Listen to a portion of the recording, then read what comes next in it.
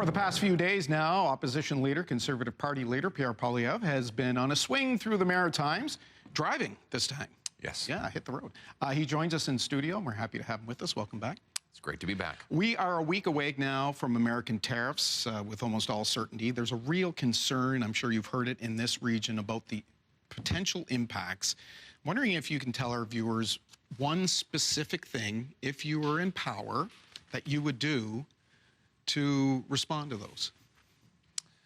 Well, I don't want to, if you don't mind, I'd like to list a few things. One would obviously... The more you want to list, the better. I think Thank you. People would like to get some specifics about how we're going to tackle this. President Trump is a deal maker. He wants to win, but we're both going to lose as Americans and Canadians if we get into a trade war. So what I would say is, how do we position the decision for him so that he understands that America can only win if it allows open, unbridled free trade with Canada? So I would retaliate, and I would target products and services that A, we don't need, B, we can make ourselves, and C, that we can buy elsewhere so that we maximize impact on the Americans while minimizing impact on Canadians.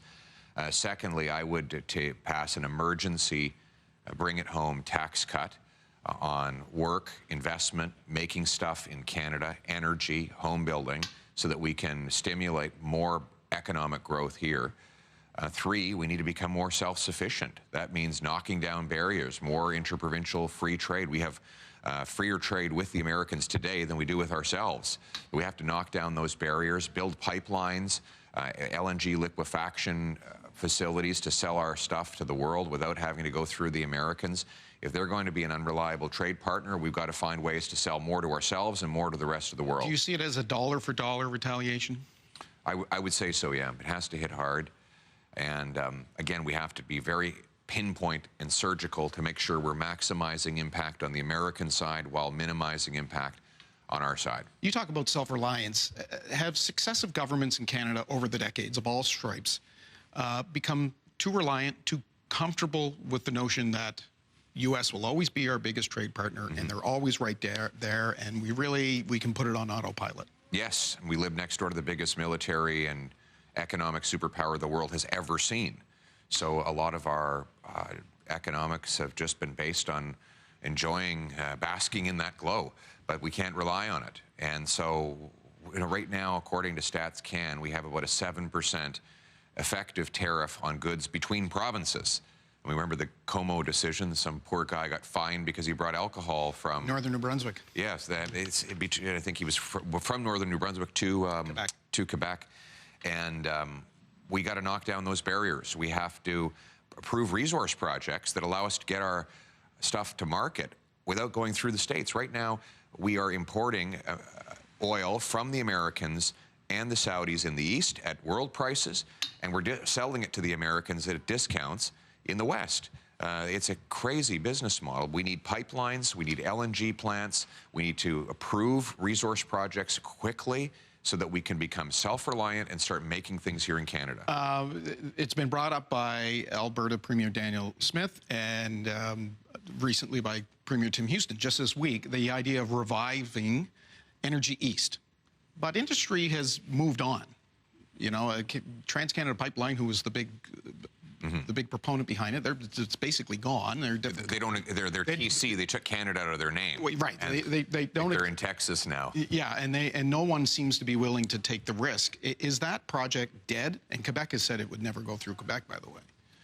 Well, it's a shame that the Liberals killed that project. Did the Liberals kill it, or did Trans-Canada kill it? The Liberals killed it. Trans-Canada didn't put $1 billion into trying to get the project done just to throw up their hands and walk away. They were polite and stupid, but in reality, Trudeau killed Energy East. Would you build it? Would you bring it back? I would strongly support an east-west pipeline. That particular project probably won't be resuscitated, but the idea of selling Western oil to Eastern refineries is impeccable. And compared to the alternative is that we continue to sell at a discount in the West and buy at a premium in the East and lose money millions of times every single day. It's economic suicide and stupidity. And listen, you've got carbon tax Carney, who is opposed to pipelines.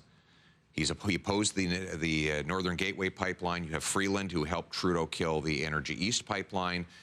The radical woke environmental agenda is actually not good for the environment. It's only good to enrich the United States at Canada's expense. And by the way, it does a lot of good for Vladimir Putin as well.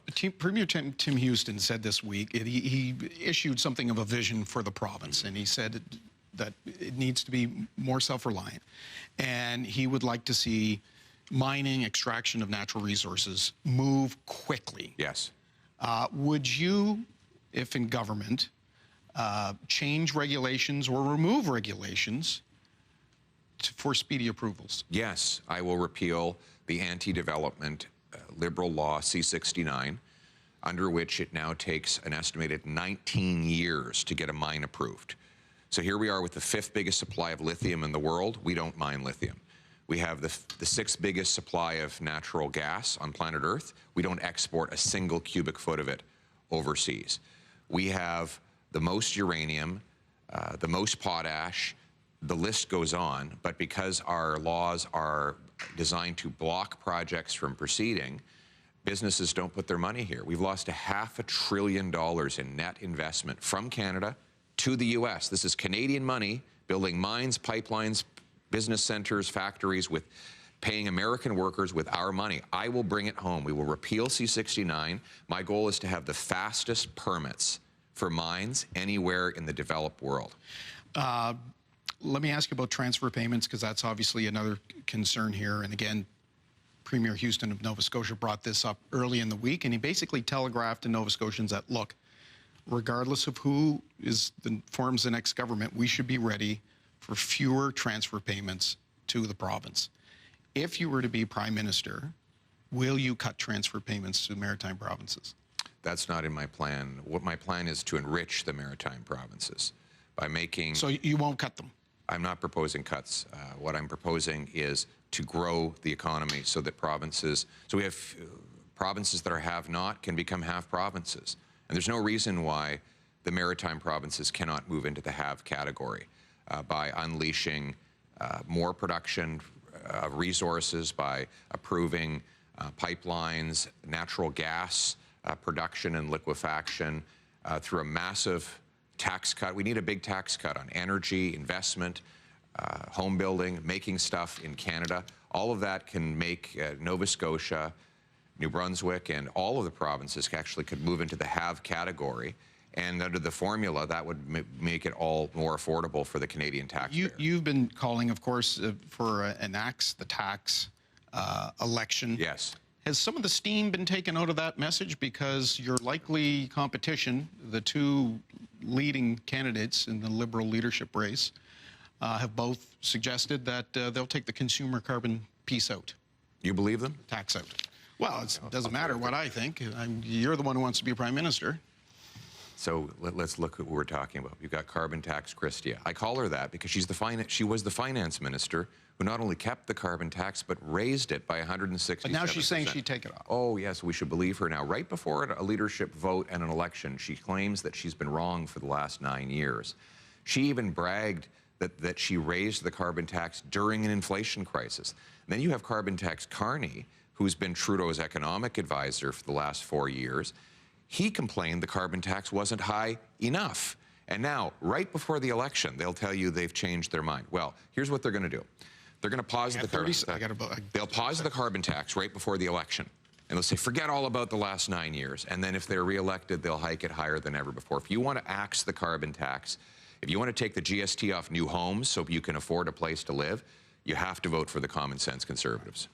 Pierre Poilievre, thank you for coming in. Great to be with you. Good to see you. That, of course, is the leader of the Conservative Party of Canada, the opposition leader, Pierre Poilievre. We'll take a timeout. We'll be right back.